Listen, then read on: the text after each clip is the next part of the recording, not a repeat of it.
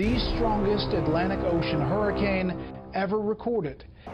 South Florida now in Irma's destructive path as the ferocious storm shows no signs of weakening. The quicker we get out of here, the better. In the Florida Keys, an exodus is underway. Tonight, mandatory evacuation orders in effect. Businesses boarding up. Thousands cramming onto US 1, the only way out. President Trump declared an emergency today in Florida, Puerto Rico, and the U.S. Virgin Islands, all threatened by the most powerful Atlantic hurricane ever seen.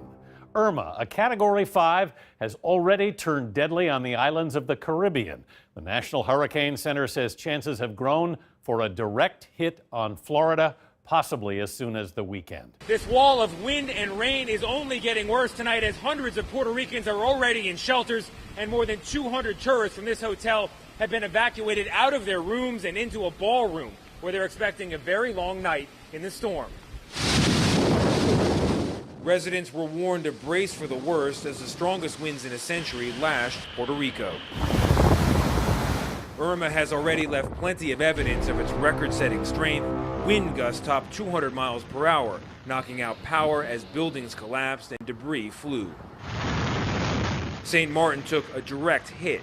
Wind and pelting rain blew palm trees horizontal. Boats were left tangled in the port as cars were nearly submerged. One tourist tweeted that the noise of the storm was insane and was like standing behind a jet engine. He took shelter in the concrete stairwell of a hotel. In St. Barthélemy, roofs flew off buildings, streets became rivers as Irma continued its destructive trek past the British Virgin Islands on its way to the Florida Keys.